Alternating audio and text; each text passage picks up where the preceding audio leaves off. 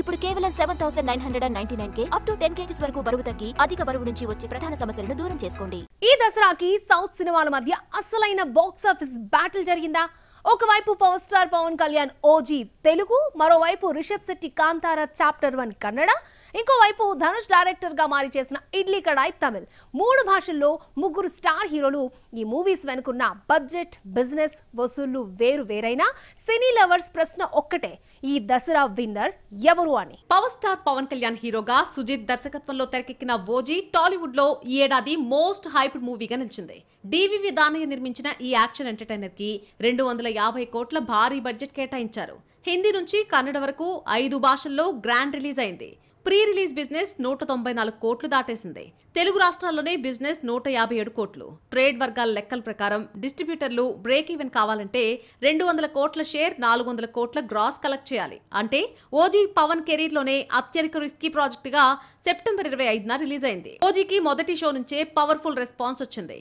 ప్రీమియర్ల ద్వారానే 22 కోట్లు, total first day end వరకు కలెక్షన్లు 154 కోట్లుగా ప్రకటించారు మేకర్స్. ఆ తర్వాతి రోజుల్లో కంటిన్యూ అయ్యే పాజిటివ్ రన్ తో మొత్తం 8 రోజుల్లోనే 300 కోట్లకు చేరువలో గ్రాస్ వసూళ్లు సాధించిందని అంచనా. తెలుగు రాష్ట్రాల్లో 168 కోట్లకు పైగా, ఓవర్సీస్ నుంచి 65 కోట్లకు పైగా, ఓన్లీ నార్త్ అమెరికాలో 50 కోట్లు వచ్చాయి. వరల్డ్ వైడ్ గా 9th డే వరకు టోటల్ గా చూస్తే 300 కోట్లకు పైగా గ్రాస్ తో రికార్డు స్థాయి వసూళ్లు సాధించింది ఓజీ. ఓజీ పవన్ కెరీర్ లో ఆల్ టైమ్ బ్లాక్ బస్టర్ గా నిలిచింది. హోంబలి ఫిలిమ్స్ నిర్మాణంలో కన్నడ స్టార్ రిషబ్ శెట్టి నటించి డైరెక్ట్ చేసిన కాంతారా చాప్టర్ 1 భక్తి, ప్రకృతి, యుద్ధం మిళితమైన ప్రీక్వెల్ గా నేషనల్ వైడ్ ఫినామినాగా మిగిలింది. సుమారు 125 కోట్ల బడ్జెట్ తో తెరకెక్కిన ఈ movie world wide pre release 440 కోట్ల బిజినెస్ అయింది. ఇంత భారీ బిజినెస్ సౌత్ లో చాలా అరుదు. బ్రేక్ ఈవెన్ పాయింట్ 850 కోట్ల గ్రాస్ గా టార్గెట్ పెట్టుకున్నారు ట్రేడ్ నిపుణులు. Highest risk, highest faith movie అని పేరు తెచ్చుకుంది కాంతారా చాప్టర్ 1. అక్టోబర్ 2న దసరా రోజే రిలీజ్ అయింది. 3 రోజుల్లో కాంతారా చాప్టర్ 1 బాక్స్ ఆఫీస్ ను షేక్ చేసింది.